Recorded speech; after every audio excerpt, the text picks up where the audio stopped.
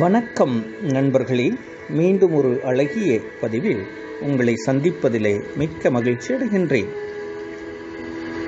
ஒரு அருமையான சிந்தனையை பார்க்கலாம் வாருங்கள். தோள் தட்டி கொடுப்பவருடன் பழகுங்கள். வாழ்க்கை என்பது வாழ்வதற்கும் ஜெயிப்பதற்கும் தான் இருக்கிறது. ஒரு நல்ல விஷயத்தை செய்ய நினைத்தால் பல எதிர்மறை எண்ணங்கள் எந்த ரூபத்திலும் வரலாம். அதை தாண்டினால்தான் வெற்றியாளராக மிளிர முடியும்.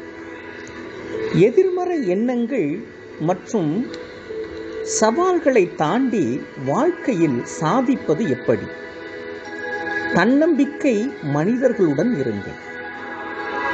சிலர் எந்த விஷயத்தை எடுத்தாலும் இது நடக்காது, சரிவராது என எதிர்மறையாகவே பேசுவார்கள்.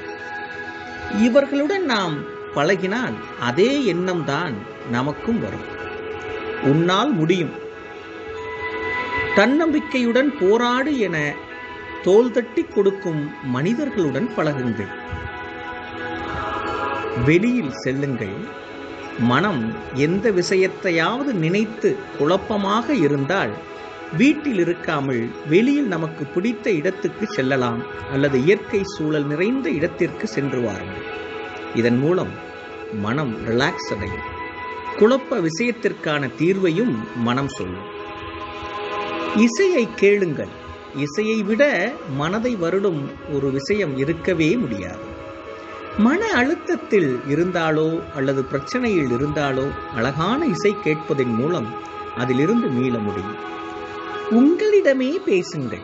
என்னால் முடியும், என்னால் முடியும்.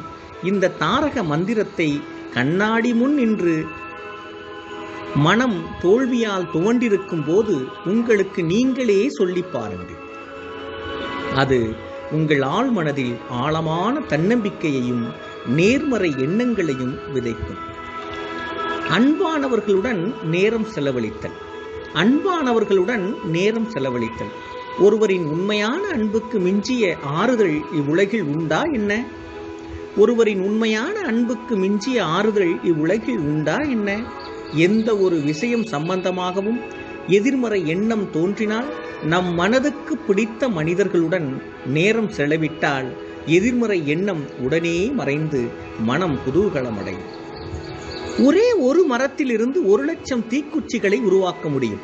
ஒரே ஒரு மரத்திலிருந்து 1,00,000 தீக்குச்சிகளை உருவாக்க முடியும்.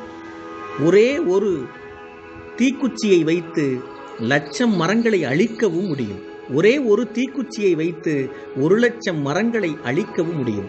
அதுபோல ஒரு மனிதனிடம் இருக்கும் ஒரே ஒரு எதிர்மறை சிந்தனை அவனிடம் உள்ள எல்லா நல்ல விஷயங்களையும் அழித்துவிடும்.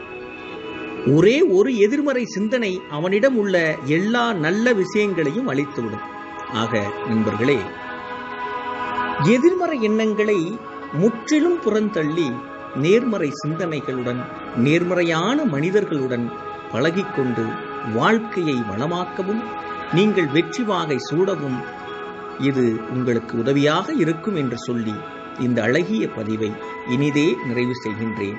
மீண்டும் ஒரு அழகிய பதிவில் உங்களை சந்திக்கும் வரை உங்களிடமிருந்து விடைபெறுவது நான் காசி. நீங்கள் கேட்டுக்கொண்டிருப்பவர்கள். நன்றி, வணக்கம்.